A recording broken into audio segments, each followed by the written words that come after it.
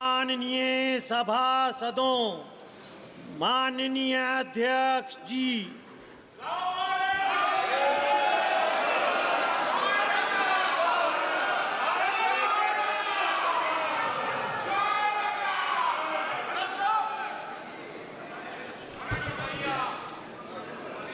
माननीय सदस्यगण,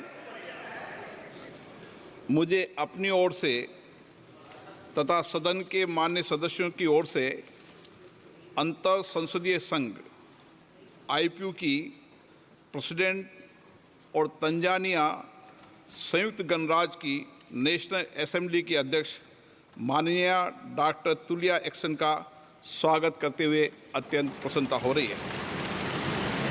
वे हमारी सम्मानित अतिथि के रूप में भारत की आधिकारिक यात्रा पर आई है। ये हमारे लिए खुशी की बात है कि डॉक्टर एक्सन बजट सत्र को देखने के लिए यहाँ उपस्थित है। माननीय डॉक्टर तुलिया एक्सन शुक्रवार दिनांक 19 जुलाई 2024 को भारत पहुंची। उन्होंने 21 जुलाई 2024 को आगरा का भ्रमण किया और इस समय वह विशेष बॉक्स में आसीन है। हम भारत में उनके सुखद और सफल प्रवास की कामना करते हैं। हम अंतर संसदीय संघ के प्रेसिडेंट के रूप में उनकी भूमिका के लिए सफलता की भी कामना करते हैं। उनके माध्यम से हम तंजानिया गणराज्य की संसद के सदस्यों, तंजानिया की सरकार तथा वहाँ की मित्र जनता को बधाई और शुभकामनाएं देते हैं। माननीय सदस्यगण, जैसा कि आपको समाचार भाग 2 के माध्यम से पहले ही सूचित किया जा चुका है कि माननीय वित्त मंत्री जी के बजट भाषण की प्रतियां हार्ड कॉपी के रूप में उपलब्ध कराई जाएगी। अतः बजट प्रस्तुत हो जाने के पश्चात माननीय सदस्य कृपया बजट भाषण की अपनी अपनी प्रति प्रकाशन काउंटर से प्राप्त कर लें। आपको ये भी सूचित किया जाता है कि माननीय मंत्री द्वारा बजट प्रस्तुत किए जाने के पश्चात बजट की प्रतियां आपको मेंबर्स पोर्टल के माध्यम से भी उपलब्ध करा दी जाएगी। माननीय वित्त मंत्री Shrimati Nirmala Sitharaman.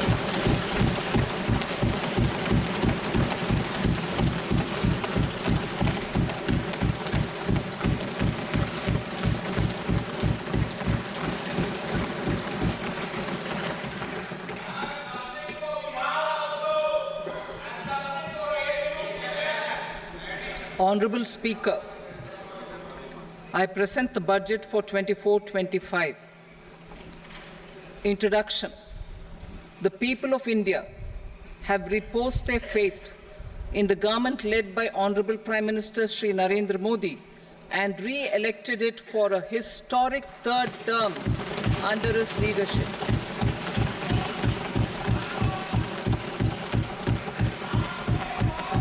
We are grateful for their support, faith, and trust in our policies. We are determined to ensure that all Indians, regardless of religion, caste, gender, and age, make substantial progress in realizing their life goals and aspirations. Global context. The global economy, while performing better than expected, is still in the grip of policy uncertainties. Elevated asset prices, political uncertainties, and shipping disruptions continue to pose significant downside risks for growth and upside risks to inflation. In this context, India's economic growth continues to be the shining exception and will remain so in the years ahead.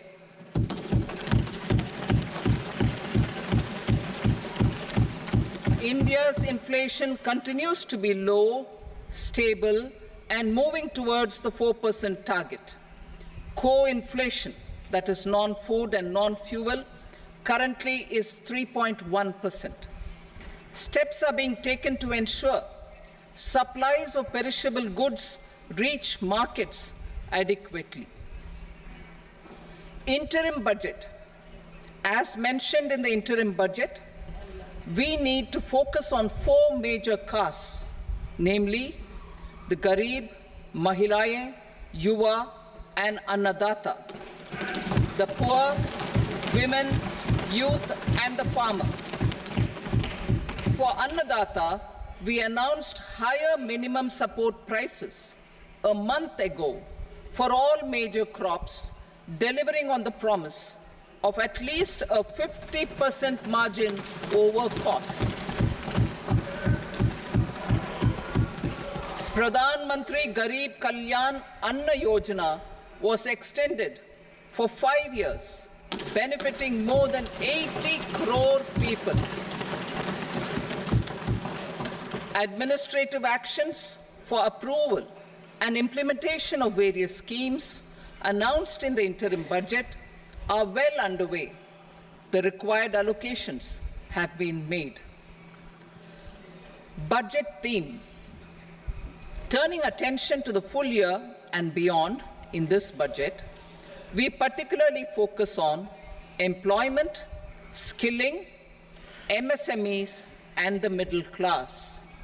I am happy to announce the Prime Minister's package of 5 schemes and initiatives to facilitate employment, skilling, and other opportunities for 4.1 crore youth over a 5-year period, with a central outlay of 2 lakh crore rupees.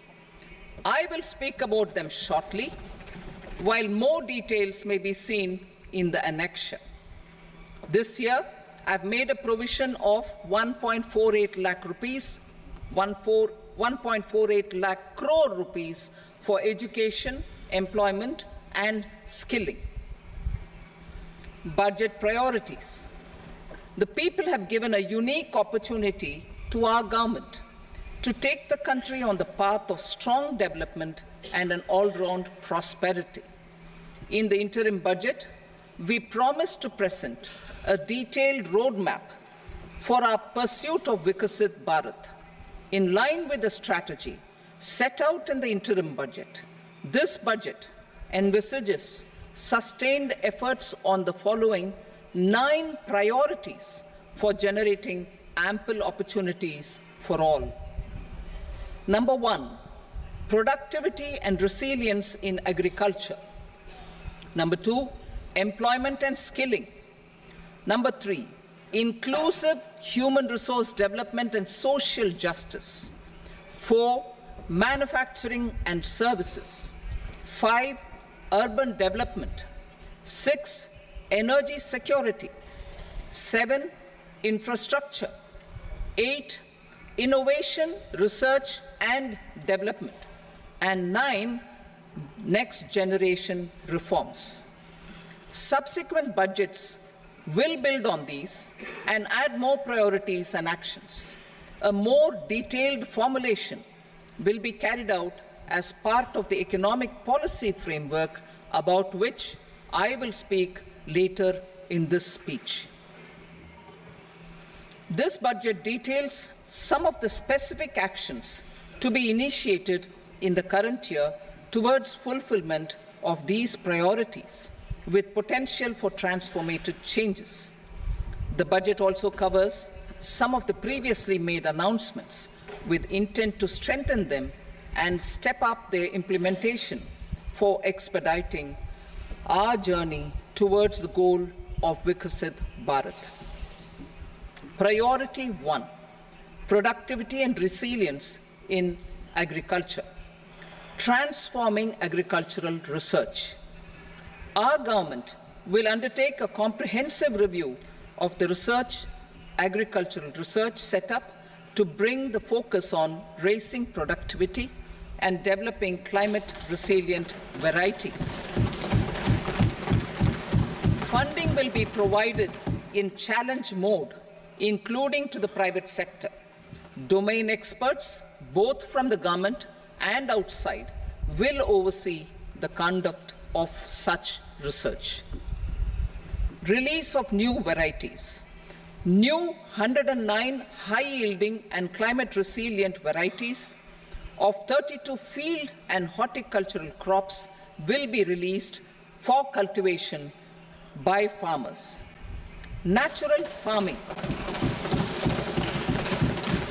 In the next 2 years, 1 crore farmers across the country will be initiated into natural farming, supported by certification and branding. Implementation will be through scientific institutions and willing gram panchayats. 10,000 need-based bio-input resource centers will be established. Missions for pulses and oilseeds. For achieving self-sufficiency in pulses and oilseeds, we will strengthen their production, storage, and marketing. As announced in the interim budget, a strategy is being put in place to achieve Atmanirbharta for oilseeds such as mustard, groundnut, sesame, soybean, and sunflower. Vegetable production and supply chains. Large-scale clusters for vegetable production will be developed closer to major consumption centers. We will promote farmer-producer organizations, cooperatives, and startups for vegetable supply chains, including for collection and storage and marketing. Digital public infrastructure for agriculture. Buoyed by the success of the pilot project, our government, in partnership with the states, will facilitate the implementation of the digital public infrastructure in agriculture for coverage of farmers and their lands in 3 years. During this year, digital crop survey for Kharif using the DPI will be taken up in 400 districts. The details of 6 crore farmers and their lands will be brought into the farmer and land registries. Further, the issuance of Jan Samarth-based Kisan credit cards will be enabled in 5 states. Shrimp production and export. Financial support for setting up a network of nucleus breeding centers for shrimp brood stocks will be provided. Financing for shrimp farming, processing, and export will be facilitated through NABARD. National cooperation policy. Our government will bring out a national cooperation policy for systematic, orderly, and all-round development of the cooperative sector, fast-tracking growth of rural economy and generation of employment opportunities on a large scale will be the policy goal. This year, I have made a provision of 1.52 lakh crore rupees for agriculture and allied sectors.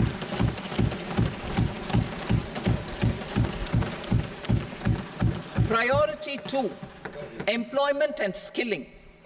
Employment-linked incentive. Our government will implement following 3 schemes for employment-linked incentive as part of the Prime Minister's package.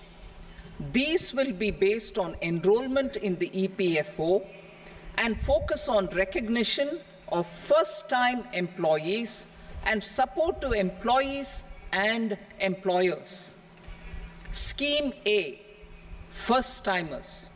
This scheme will provide 1 month wage to all persons newly entering the workforce in all formal sectors.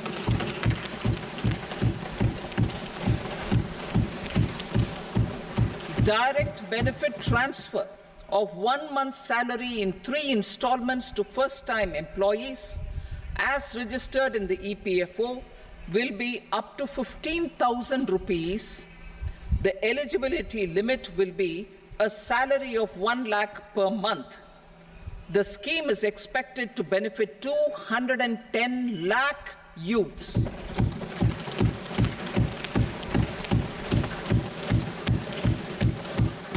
Scheme B, job creation in manufacturing. This scheme will incentivize additional employment in the manufacturing sector linked to the employment of first-time employees. An incentive will be provided at specified scale directly both to the employee and the employer with respect to the EPFO contribution in the first 4 years of employment.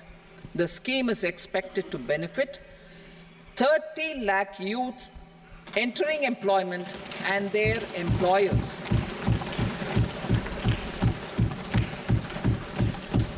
Scheme C, support to employers. This employer-focused scheme will cover additional employment in all sectors. All additional employment within a salary of 1 lakh rupee per month will be counted. The government will reimburse to employers up to 3,000 rupees per month for 2 years towards the EPFO contribution for each additional employee. The scheme is expected to incentivize additional employment of 50 lakh persons.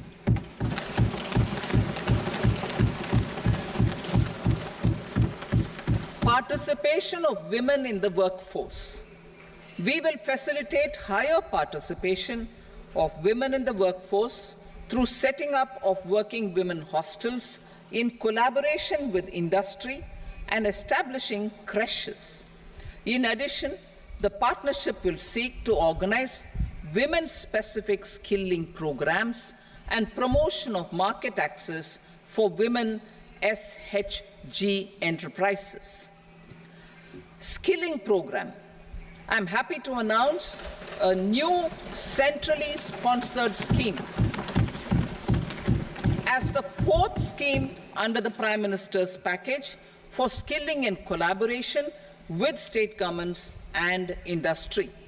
20 lakh youth will be skilled over a 5-year period.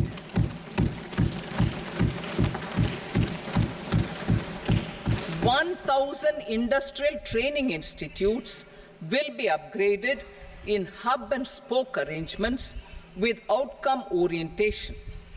Course content and design will be aligned to the skill needs of industry, and new courses will be introduced for emerging needs. Skilling loans. The model skill loan scheme will be revised to facilitate loans up to 7.5 lakh rupees with a guarantee from a government-promoted fund. This measure is expected to help 25,000 students every year.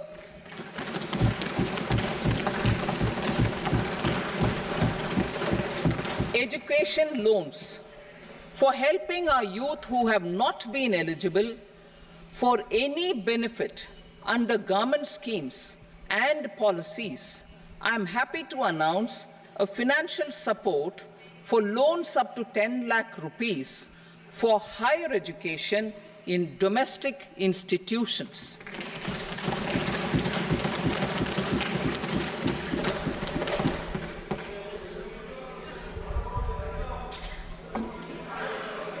E-vouchers for this purpose.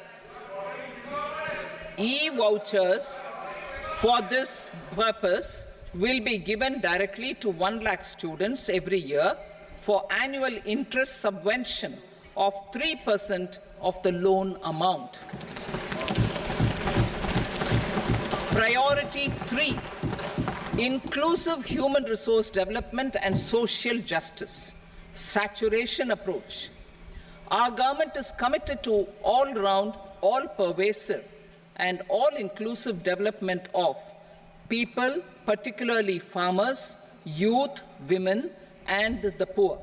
For achieving social justice comprehensively, the saturation approach of covering all eligible people through various programs, including those for education and health, will be adopted to empower them by improving their capabilities.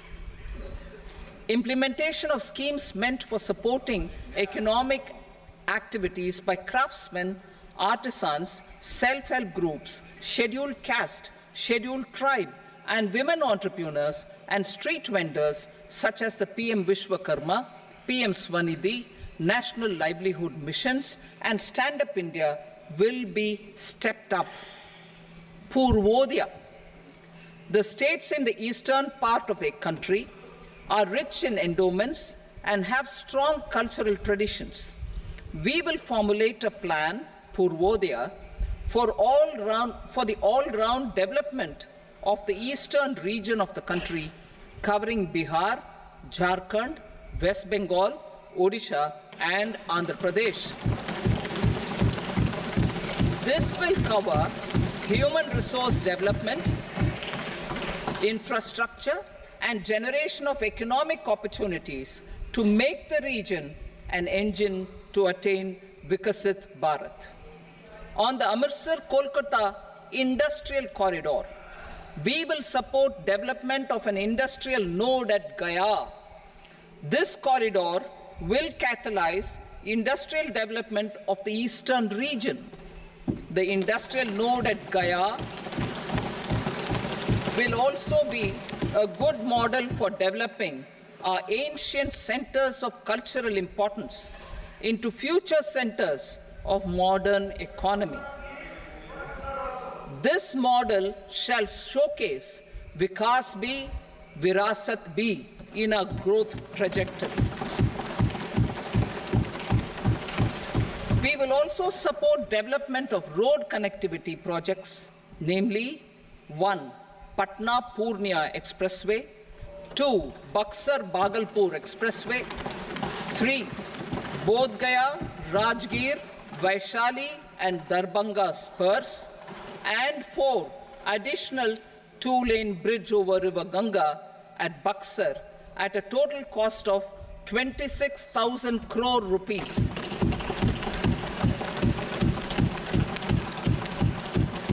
Power projects, including setting up of a new 2,400 megawatt power plant at Pir Painti, will be taken up at a cost of 21,400 crore rupees.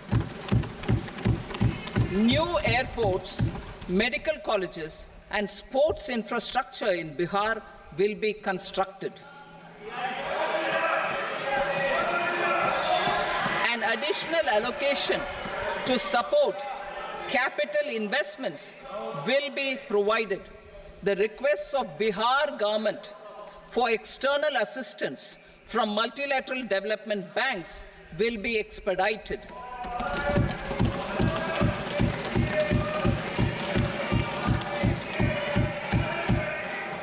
Andhra Pradesh Reorganization Act.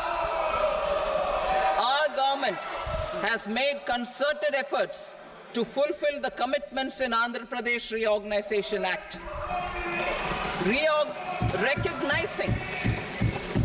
Recognizing the state's need for the capital, recognizing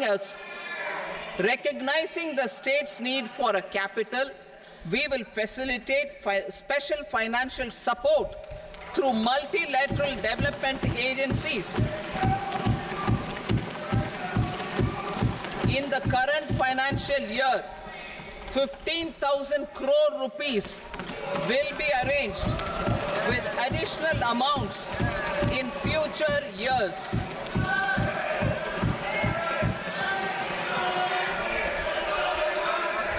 Our government is fully committed to financing and early completion of the Polavaram irrigation project, which is the lifeline for Andhra Pradesh and its farmers. This will facilitate our country's food security as well. Under the Act,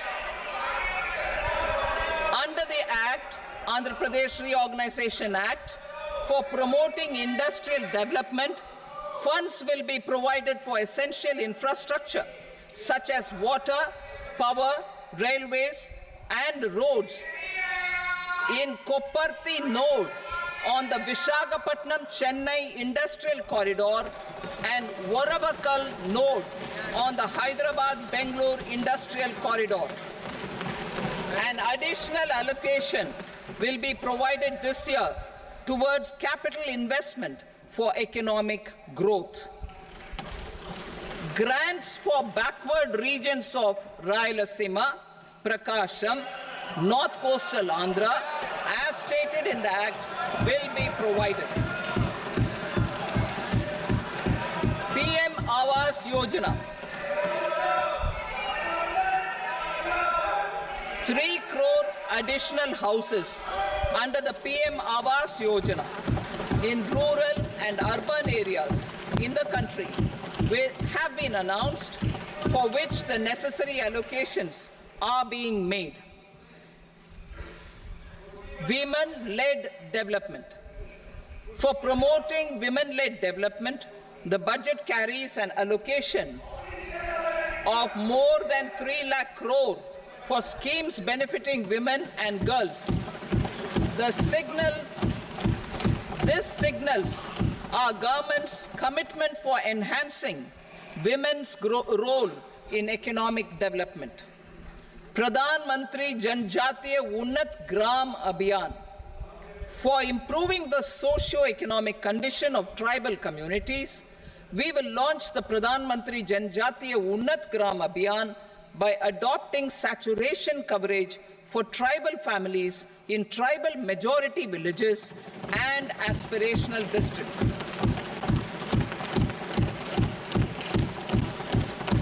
This will cover 63,000 villages, benefiting 5 crore tribal people. Bank branches in northeastern region. More than 100 branches of India Post Payment Bank will be set up in the northeast region to expand the banking services. This year, I have made a provision of 2.66 lakh crore rupees for rural development, including rural infrastructure. Priority 4, manufacturing and services, support for promotion of MSMEs. This budget provides special attention to MSMEs and manufacturing, particularly labor-intensive manufacturing.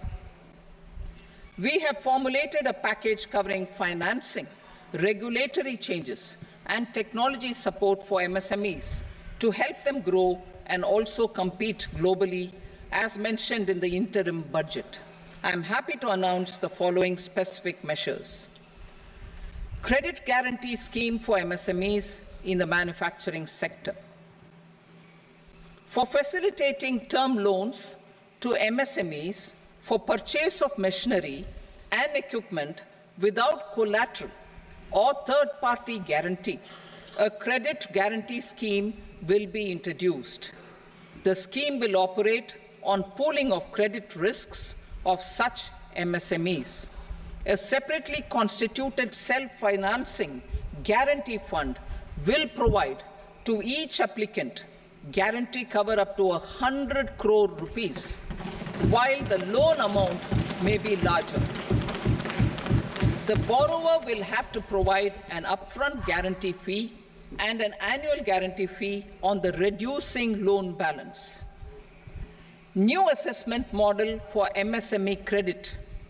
Public sector banks will build their own in-house capability to assess MSMEs for credit instead of relying on external assessment. They will also take a lead in developing or getting developed a new credit assessment model based on the scoring of digital footprints of the MSMEs in the economy.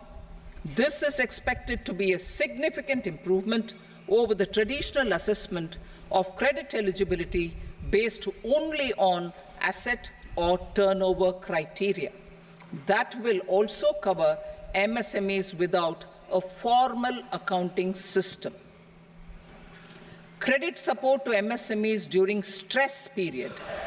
I'm happy to announce a new mechanism for facilitating continuation of bank credit to MSMEs during their stress period while being in special mention account SMA account, SMA stage, for reasons beyond their control, MSMEs need credit to continue their business and to avoid getting into the NPA stage. Credit availability will be supported through a guarantee from a government-promoted fund. Mudra loans. The limit of Mudra loans will be enhanced to 20 lakh from the current 10 lakh for those entrepreneurs who have availed and successfully repaid previous loans under the Tarun category. Enhanced scope for mandatory onboarding in TREDS. For facilitating MSMEs to unlock their working capital by converting their trade receivables into cash, I propose to reduce the turnover threshold of buyers for mandatory onboarding on the TREDS platform from rupees 500 crore to 250 crore rupees. This measure will bring 22 more CPSCs and 7,000 more companies onto the platform. Medium enterprises will also be included in the scope of the suppliers. SIDBI branches in MSME clusters. SIDBI will open new branches to expand its reach to serve all major MSME clusters within 3 years and provide direct credit to them. With the opening of 24 such branches this year, the service coverage will expand to 168 out of 242 major clusters. MSME units for food irradiation, quality and safety testing. Financial support for setting up of 50 multi-product food irradiation units in the MSME sector will be provided. Setting up of 100 food quality and safety testing labs with NABL accreditation will be facilitated. E-commerce export hubs. To enable MSMEs and traditional artisans to sell their products in international markets, e-commerce export hubs will be set up in public-private partnership mode. These hubs, under a seamless regulatory and logistic framework, will facilitate trade and export-related services under one roof. Measures for promotion of manufacturing and services. Internship in top companies. As the fifth scheme under Prime Minister's package, our government will launch a comprehensive scheme for providing internship opportunities in 500 top companies to 1 crore youth in 5 years. They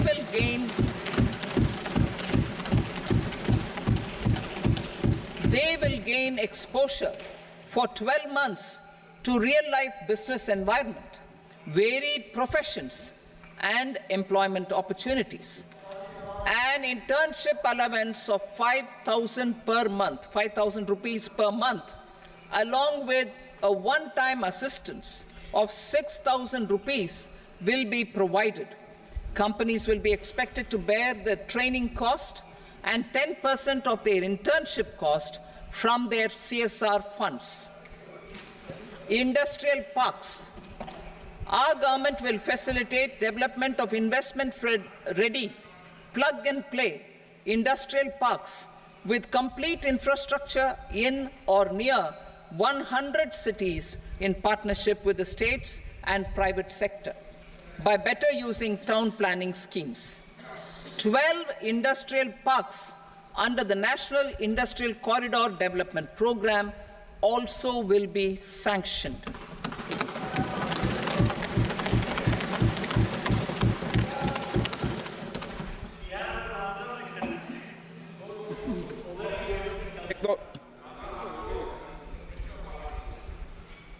Veggie paper, no. Please, Patty.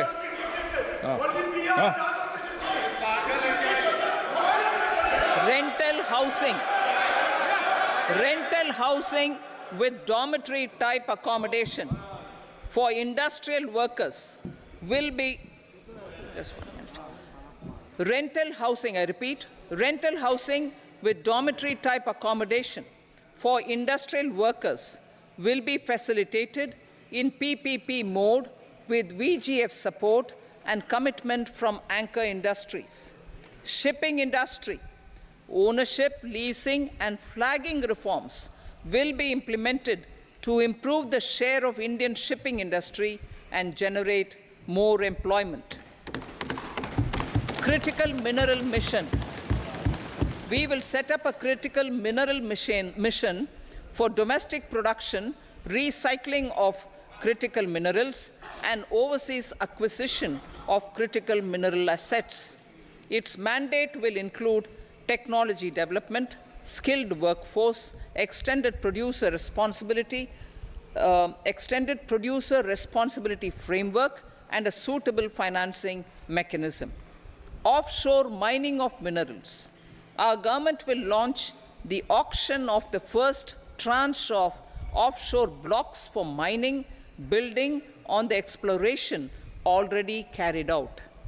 Digital public infrastructure applications. Turning to the services sector, I propose development of DPI applications at population scale for productivity gains, business opportunities, and innovation by the private sector. These are planned in the areas of credit, e-commerce, education, health, law and justice, logistics, MSME service delivery, and urban governance.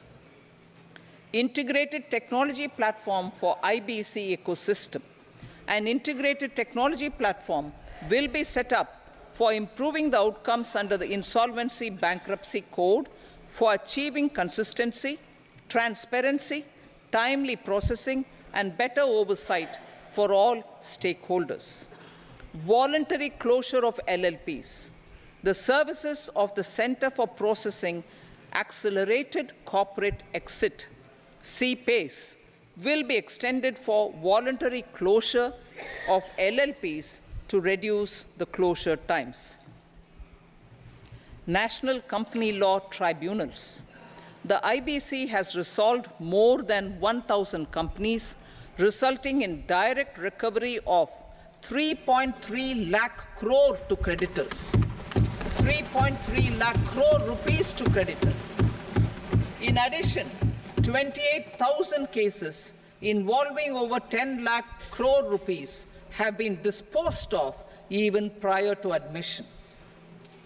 Appropriate changes to the IBC, reforms and strengthening of the tribunal and appellate tribunals will be initiated to speed up insolvency resolution.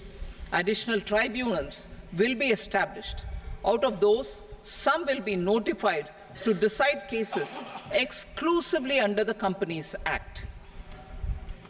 Debt recovery. Steps for reforming and strengthening debt recovery tribunals will be taken. Additional tribunals will be established to speed up recovery.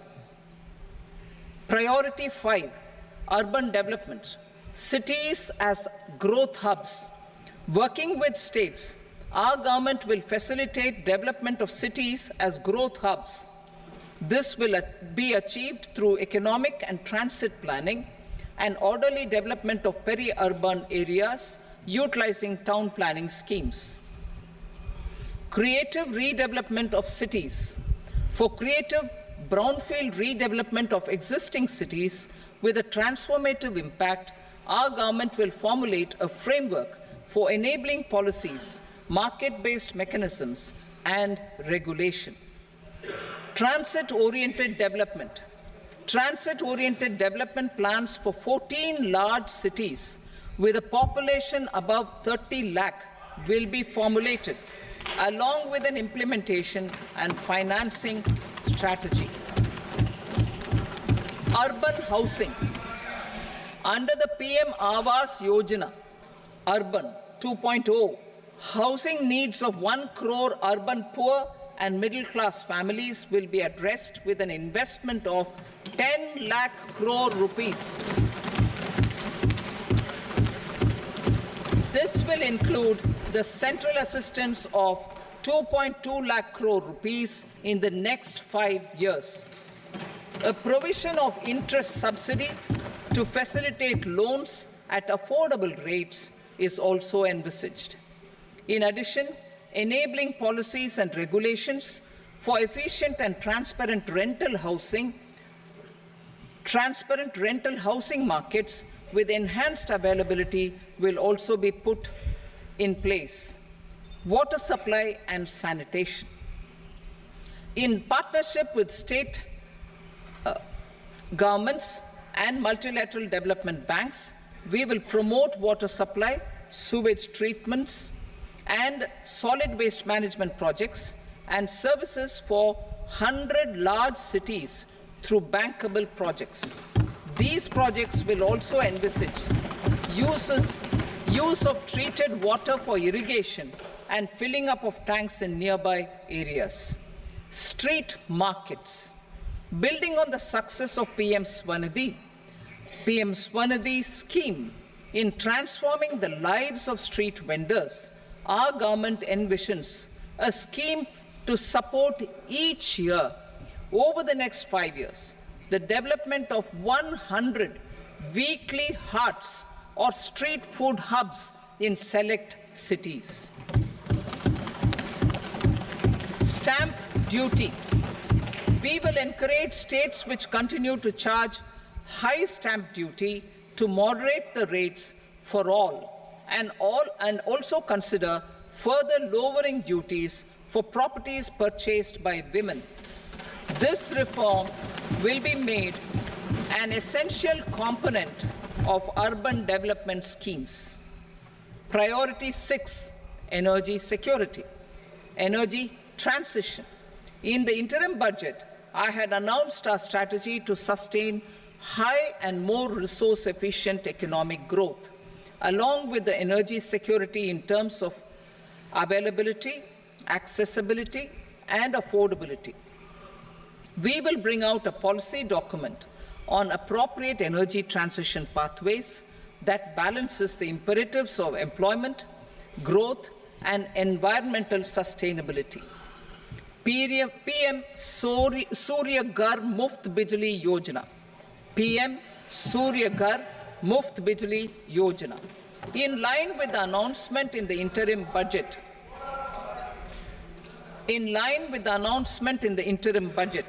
PM Surya Ghar Muft Bijli Yojana has been launched to install rooftop solar plants to enable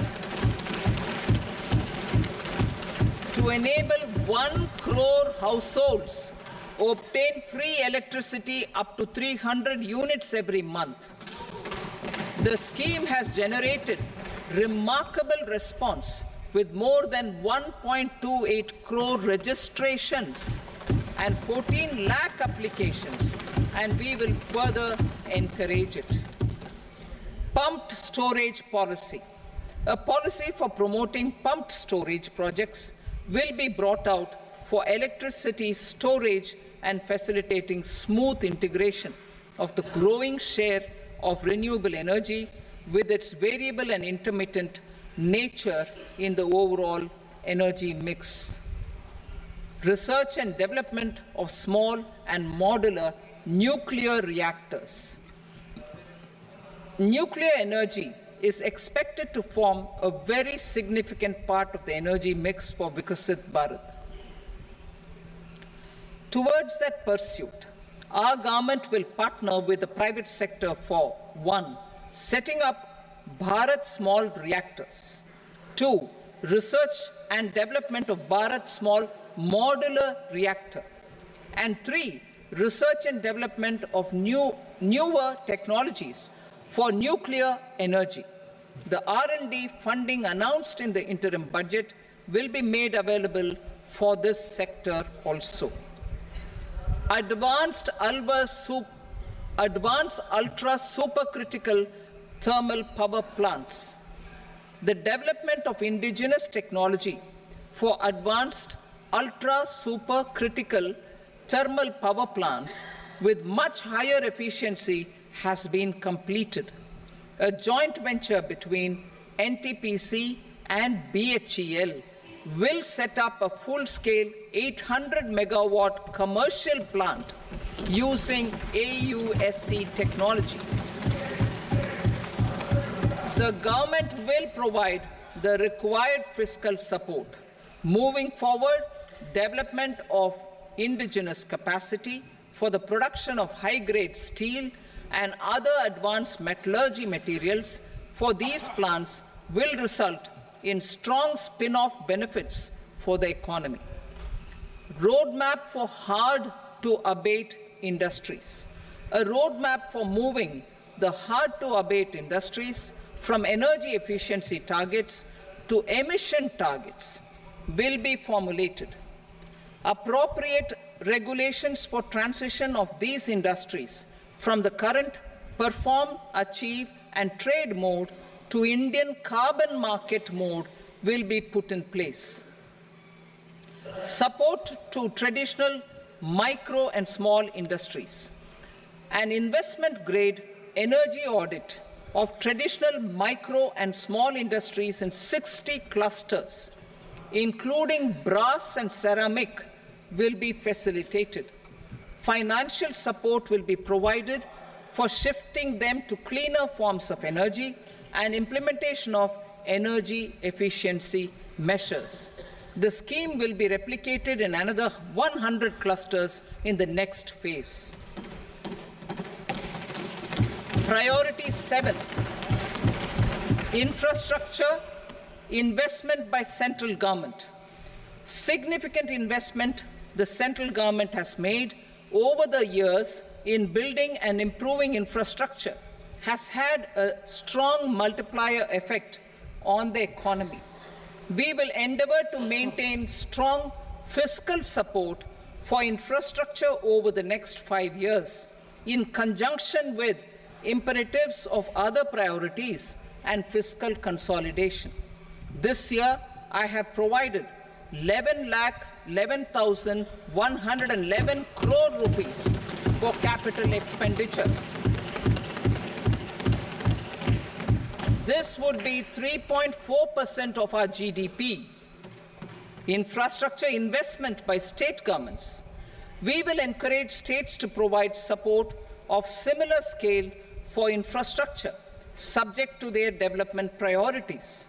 A provision of 1.5 lakh crore rupees for long-term interest-free loans have been made this year also to support the states in their resource allocation. Private investment in infrastructure. Investment in infrastructure by private sector will be promoted through viability gap funding and enabling policies and regulations. A market-based financing framework will be brought out. Pradhan Mantri Gram Sadak Yojana, Phase 4 of the PMGSY will be launched to provide all-weather connectivity to 25,000 rural habitations, which have become eligible in view of their population increase. Irrigation and flood mitigation. Bihar has frequently suffered from floods, many of them originating outside the country.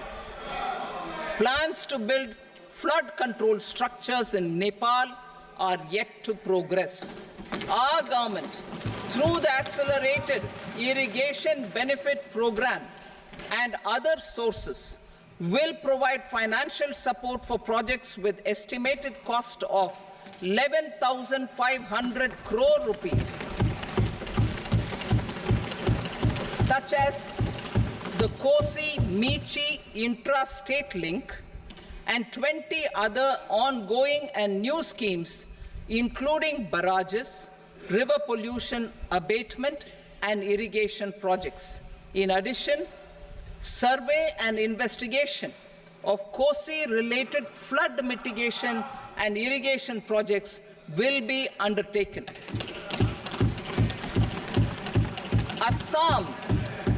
Assam grapples with floods every year by the Brahmaputra River and its tributaries. originating outside India. We will provide assistance to Assam for flood management and related projects.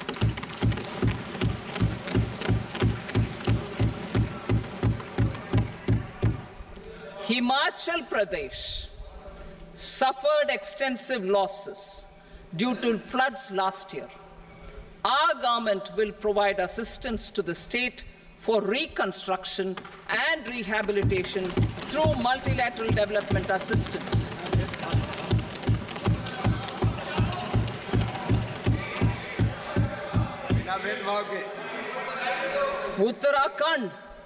Uttarakhand too suffered losses due to cloudbursts and massive landslides. We will provide assistance to the state. Recently, Sikkim witnessed devastating flash floods and landslides that wreaked havoc across the state. Our government will provide assistance to the state. Tourism has always been a part of our civilization. Our efforts in positioning India as a global tourist destination will also create jobs, stimulate investments, and unlock economic opportunities for other sectors. In addition to the measures outlined in the interim budget, I propose the following measures. Vishnupad Temple at Gaya and Mahabodhi Temple at Bodh Gaya in Bihar are of immense spiritual significance. Comprehensive development of Vishnupad Temple Corridor and Mahabodhi Temple Corridor will be supported, modeled on the successful Kashi Vishwanath Temple Corridor to transform them into world-class pilgrim and tourist destinations. Rajgir holds immense religious significance for Hindus, Buddhists, and Jains. The 20th Tirthankara Muniswarata temple in the Jain temple complex is ancient. The Saptarishi, or the 7 hot springs, form a warm water Brahmkund that is sacred. A comprehensive development initiative for Rajgir will be undertaken. Our government will support the development of Nalanda as a tourist center, besides reviving Nalanda University to its glorious stature. Odisha's scenic beauty, temples, monuments, craftsmanship, wildlife sanctuaries, natural landscapes, and pristine beaches make it an ultimate tourism destination. Our government will provide assistance for their development to Odisha as well. Priority 8, innovation, research and development. We will operationalize the Anusandhan National Research Fund for basic research and prototype development. Further, we will set up a mechanism for spurring private sector-driven research and innovation at commercial scale, with a financing pool of 1 lakh crore rupees in line with the announcement in the interim budget. Space economy. With our continued emphasis on expanding the space economy by 5 times in the next 10 years, a venture capital fund of 1,000 crore rupees will be set up. Priority 9, next generation reforms. Economic policy framework. We will formulate an economic policy framework to delineate the overarching approach to economic development and set the scope of the next generation of reforms for facilitating employment opportunities and sustaining high growth. Our government will initiate and incentivize reforms for 1. Improving productivity of factors of production, and 2. Facilitating markets and sectors to become more efficient. These reforms will cover all factors of production, namely land, labor, capital, and entrepreneurship, and technology as an enabler of improving total factor productivity and bridging inequality.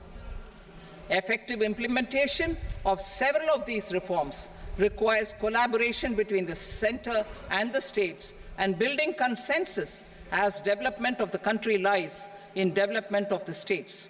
For promoting competitive federalism and incentivizing states for faster implementation of reforms, I propose to earmark a significant part of the 50-year interest-free loan. Working with the states, we will initiate the following reforms.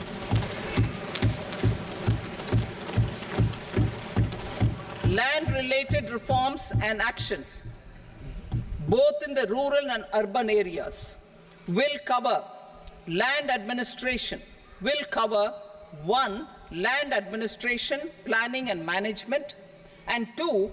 Urban planning usage and building bylaws. These will be incentivized for completion within the next 3 years through appropriate fiscal support. Rural land-related actions. Rural land-related actions will include 1. Assignment of unique land parcel identification number, UL PIN, or Bhu Aadhaar for all lands. 2. Digitization of cadastral maps. 3. Survey of subdivisions, survey of map subdivisions as per current ownership. 4. Establishment of land registry. And 5. Linking to the farmers registry. These actions will also facilitate credit flow and other agricultural services. Urban land-related actions. Land records in urban areas will be digitized with GIS mapping. An IT-based system for property record administration, updating, and tax administration will be established. These will also facilitate improving the financial position of urban local bodies. Labor-related reforms. Services to labor. Our government will facilitate the provision of a wide array of services to labor, including those for employment and skilling. A comprehensive integration of e-Shram portal with other portals will facilitate such one-stop solution. Open architecture databases for the rapidly changing labor market, skill requirements, and available job roles, and a mechanism to connect job aspirants with potential employers and skill providers will be covered in these services. Shram Suvidha and Samadhan portal. Shram Suvidha and Samadhan portal will be revamped to enhance ease of compliance for industry and trade. Capital and entrepreneurship related reforms, financial sector vision and strategy. For meeting financing needs of the economy, our government will bring out a financial sector vision and strategy document to prepare the sector in terms of size, capacity, and skills. This will set the agenda for the next 5 years and guide the work of the government, regulators, financial institutions, and market participants. Taxonomy for climate finance. We will develop taxonomy for climate finance for enhancing the availability of capital for climate adaptation and mitigation. This will support achievement of the country's climate commitments and green transition. Variable capital company structure. We will seek the required legislative approval for providing an efficient and flexible mode for financing leasing of aircrafts and ships and pooled funds of private equity through a variable company structure. Foreign direct investments and overseas investment. The rules and regulations for foreign direct investment and overseas investments will be simplified to 1. Facilitate foreign direct investments, 2. Nudge prioritization, and 3. Promote opportunities for using Indian rupee as a currency for overseas investment. NPS Vatsalya. NPS Vatsalya, a plan for contribution by parents and guardians for minors, will be started. On attaining the age of majority, the plan can be converted seamlessly into a normal NPS account. Use of technology. We have successfully used technology for improving productivity and bridging inequality in our economy during the past 10 years. Public investment in digital infrastructure and innovations by the private sector have helped in improving access of all citizens, particularly the common people, to market resources, education, health and services. We will step up adoption of technology towards digitalization of the economy. Ease of doing business. For enhancing ease of doing business, we are already working on the Jan Vishwas Bill 2.0.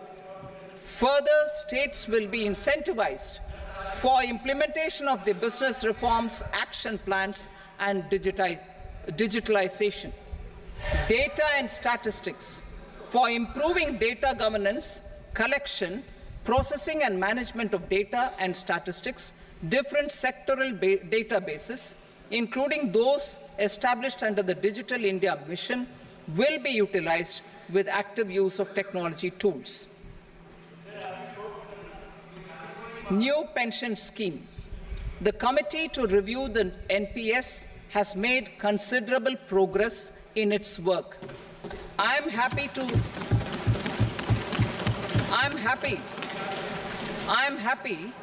that the staff side of the National Council of the Joint Consultative Machinery for Central Government Employees has taken a constructive approach. A solution will be evolved which addresses the relevant issues while maintaining fiscal prudence to protect the common citizens. Budget estimates for 24-25. For the year 24-25, total receipts other than borrowings and the total expenditure are estimated at 32.07 lakh crore rupees and 48.21 lakh crore rupees respectively. The net tax receipts are estimated at 25.83 lakh crore rupees. The fiscal deficit is estimated at 4.9% of the GDP. The gross and the net market borrowings through dated securities during 24-25 are estimated at 14.01 lakh crore rupees and 11.63 lakh crore rupees respectively. Both will be less than that in 23-24. The fiscal consolidation path announced by me in 2021 has served our economy very well, and we aim to reach the deficit below 4.5% next year. The government is committed to staying the course. From 2026-27 onwards, our endeavor will be to keep the fiscal deficit each year such that the central government's debt will be on a declining path as percentage of GDP. I will now move to Part B.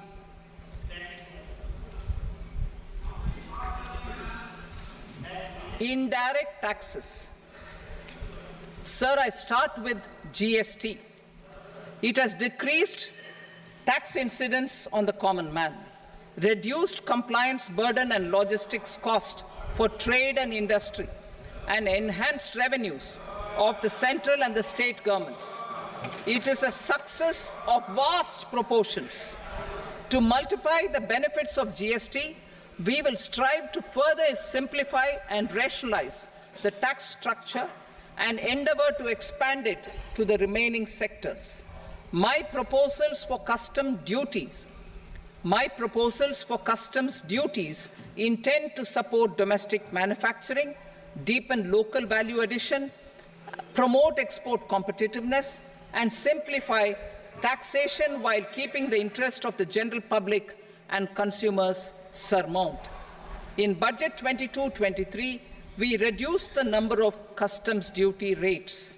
I propose to undertake a comprehensive review of the rate structure over the next 6 months to rationalize and simplify it for ease of trade, removal of duty inversion, and reduction of disputes. I shall now take up sector-specific customs duty proposals. Medicine and medical equipments. To provide relief to cancer patients, I propose to fully exempt 3 more medicines from customs duties.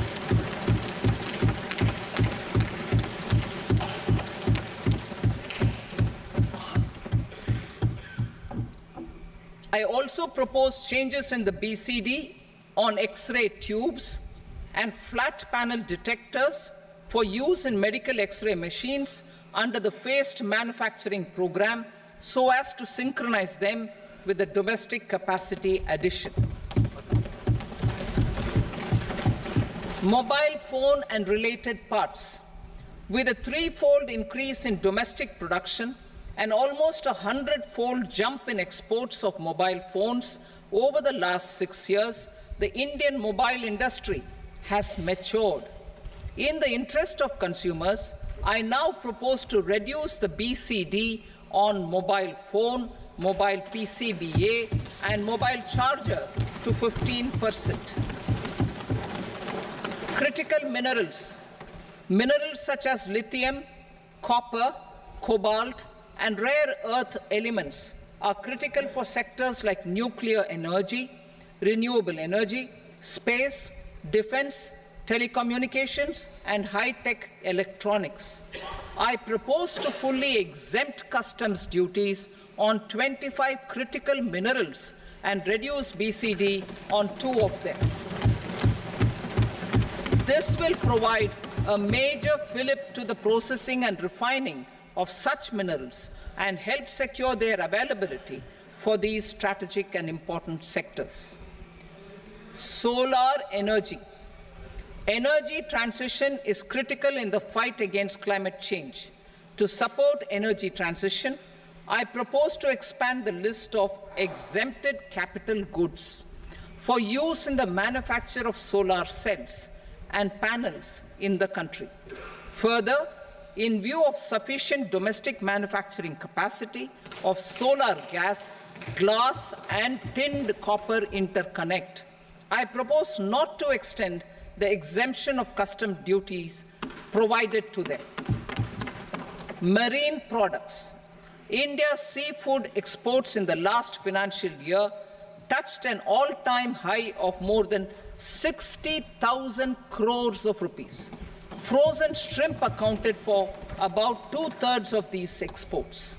To enhance their competitiveness, I propose to reduce BCD on certain broodstock, polychaete worms, shrimp, and fish feed to 5%. I also propose to exempt customs duty on various inputs for manufacture of shrimp and fish feed. Leather and textile. Similarly, to enhance the competitiveness of exports in the leather and textile sectors, I propose to reduce BCD on real down-filling material from duck or goose. I am also making additions to the list of exempted goods for manufacture of leather and textile garments, footwear, and other leather articles for export. To rectify inversion in duty, I propose to reduce BCD subject to conditions on methylene diphenyl diisocyanate, MDI, for manufacture of spandex yarn from 7.5 to 5%. Furthermore, the export duty structure on raw hides, skin, and leather is proposed to be simplified and rationalized. Precious metals. To enhance domestic value addition in gold and precious metal jewelry, in the country, I propose to reduce customs duties on gold and silver to 6% and that of platinum to 6.4%. Other metals, steel and copper, are important raw materials. To reduce their cost of production, I propose to remove the BCD on ferronickel and blister copper. I am also continuing with nil BCD on ferrous scrap and nickel cathode and concessional BCD of 2.5% on copper scrap. Electronics. To increase value addition in the domestic electronics industry, I propose to remove the BCD subject to conditions on oxygen-free copper for manufacture of resistors. I also propose to exempt certain parts for manufacture of connectors. Chemicals and petrochemicals. To support existing and new capacities in the pipeline, I propose to increase the BCD on ammonium nitrate from 7.5% to 10%. Plastics. PVC flex banners are non-biodegradable and hazardous for environment and health. To curb their imports, I propose to raise the BCD on them from 10 to 25%. Telecommunication equipment. To incentivize domestic manufacturing, I propose to increase the BCD from 10 to 15% on PCBA of specified telecom equipment. Trade facilitation. To promote domestic aviation and boat and ship MRO, I propose to extend the period for export of goods imported for repairs from 6 months to 1 year. I'll read that again. To promote domestic aviation and boat and ship maintenance, repair and operations, I propose to extend the period for export of goods imported for repairs from 6 months to 1 year. In the same vein, I propose to extend the time limit for re-import of goods for repairs under warranty from 3 to 5 years. I now move to direct taxes.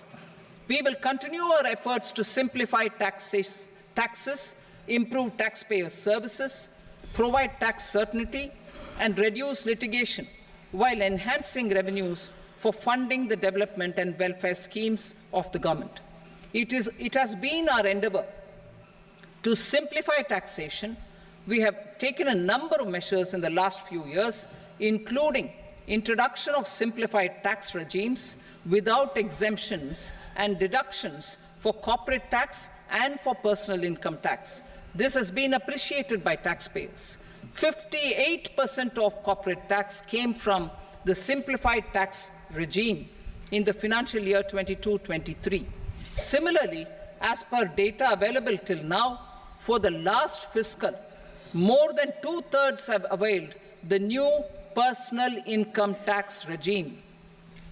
Comprehensive review of the Income Tax Act. I am now announcing a comprehensive review of the Income Tax Act 1961.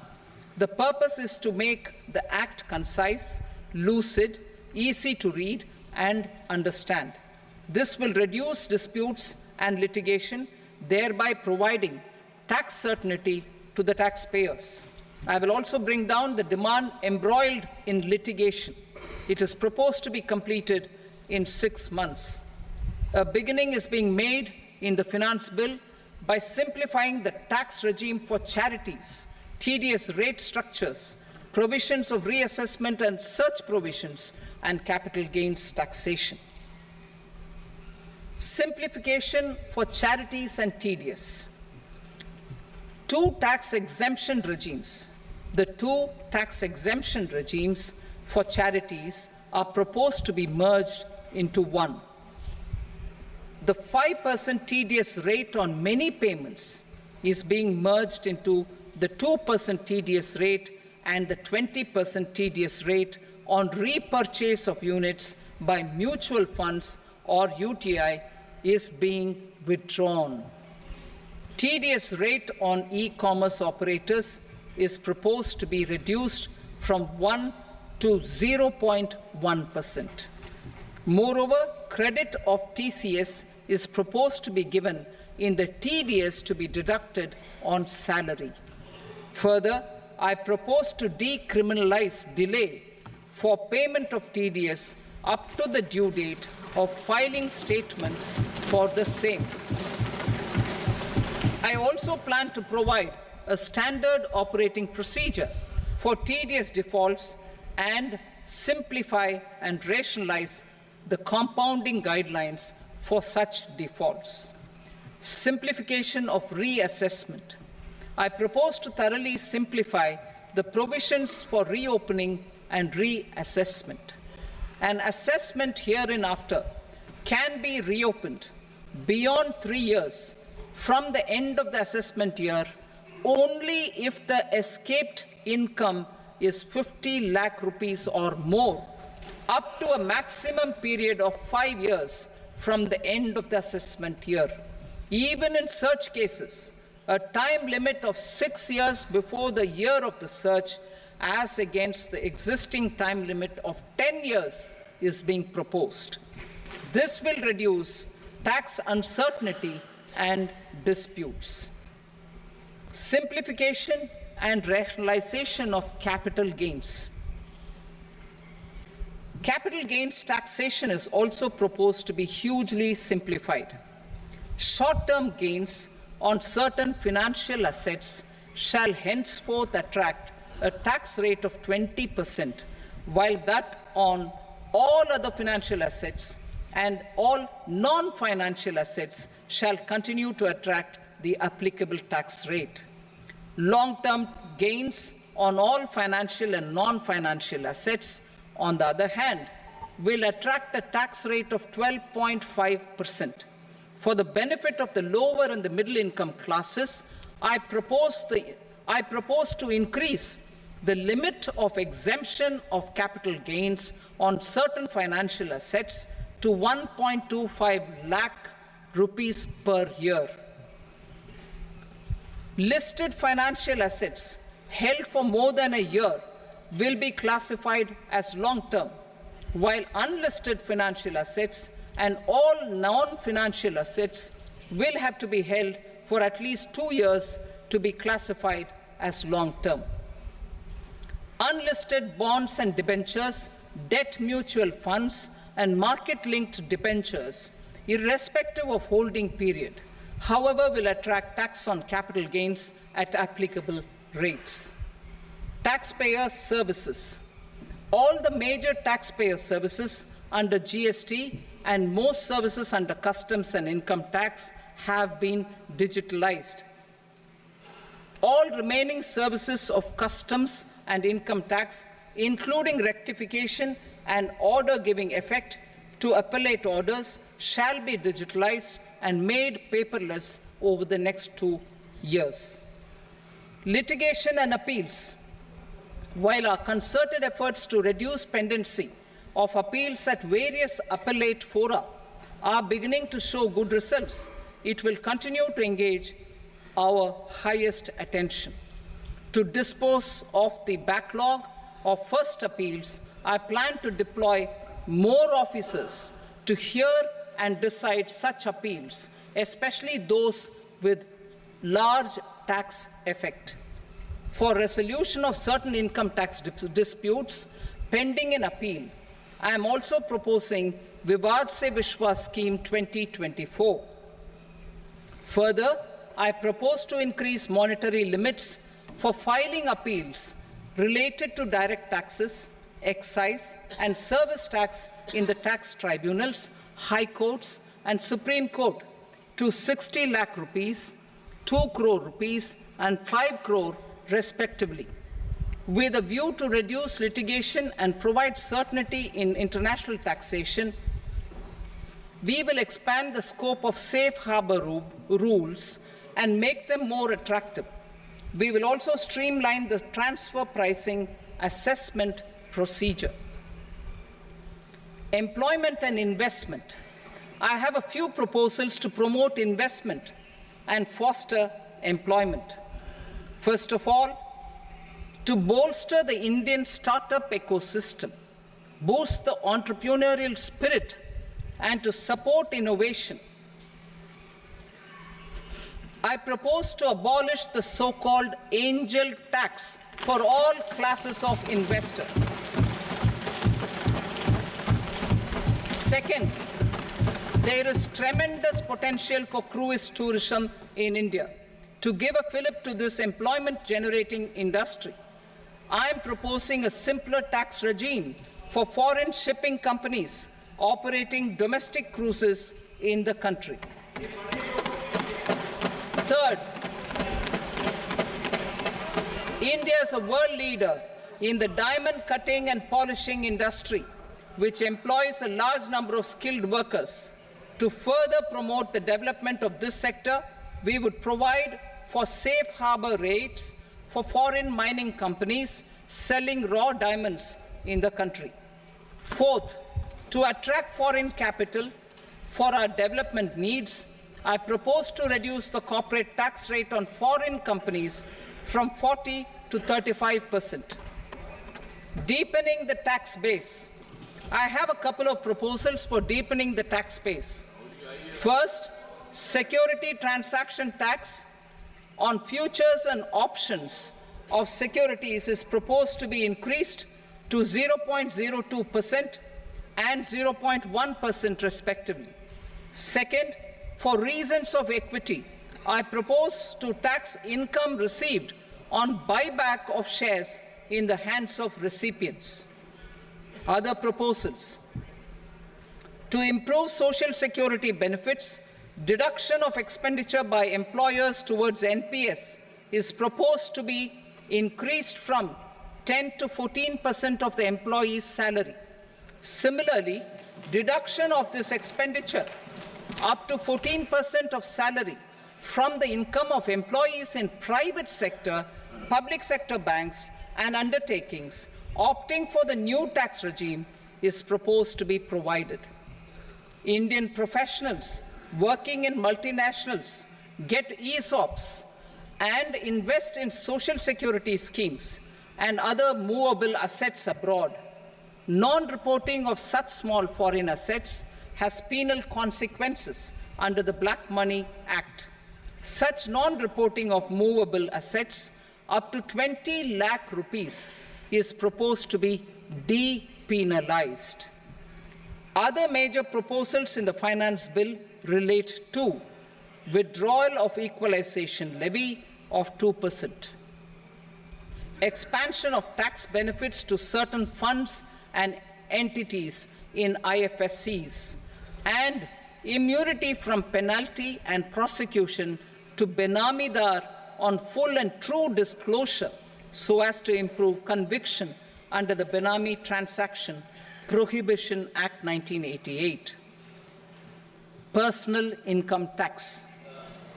Coming to personal income tax rates, I have two announcements to make for those opting for the new tax regime. First, the standard deduction for salaried employees is proposed to be increased from 50,000 to 75,000 rupees.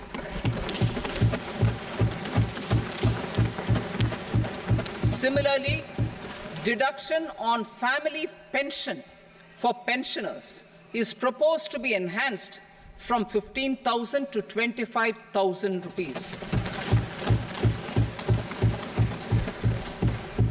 This will provide relief to about 4 crore salaried individuals and pensioners.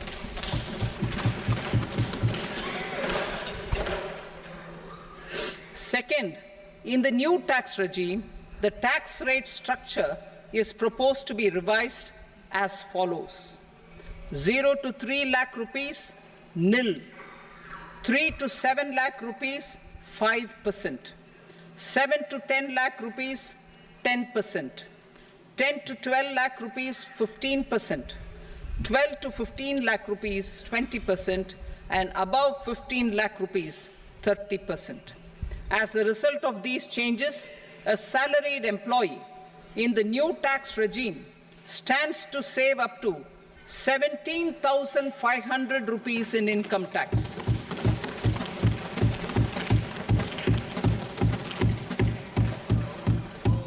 Apart from these, I am also making some other changes as given in the annexure. As a result of these proposals, revenue of about 37,000 crore, that is 29,000 crore in direct taxes and 8,000 crore in indirect taxes will be foregone, while revenue of about 30,000 crore rupees will be additionally mobilized. Thus, the total revenue foregone is about 7,000 crores annually. Mr. Speaker, sir, with this, I commend the budget to this august House. Jai Hind.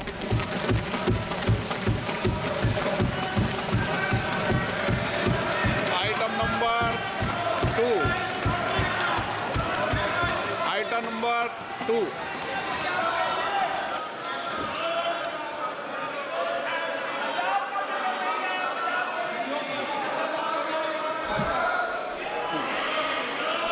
Sir, with your permission, I rise to lay on the table the following statements under Section 3 of the Fiscal Responsibility and Budget Management, FRBM Act 2003, Medium-Term Fiscal Policy cum Fiscal Policy Strategy Statement, and Macroeconomic Framework Statement. Item number 3. Sir, with your permission, I rise to move for leave to introduce the Finance Number 2 Bill 2024. प्रश्न ये कि विधेयक को पुनर्स्थापित करने की अनुमति प्रदान की जाए। जो सदस्य इसके पक्ष में हाँ कहें, जो सदस्य विरोध में ना कहें।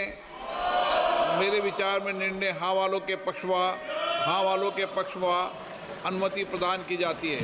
माननीय मंत्री जी, अब विधेयक पुनर्स्थापित करें। Sir, I introduce the bill. Item number 4. The Union Territory of Jammu and Kashmir budget. Sir, I rise to present a statement, Hindi and English versions, of the estimated receipts and expenditure of the Union Territory of Jammu and Kashmir for the year 24-25. सभा की कार्रवाई कल बुधवार दिनांक 24 जुलाई 2024 को प्राप्त 11 बजे तक के लिए स्थगित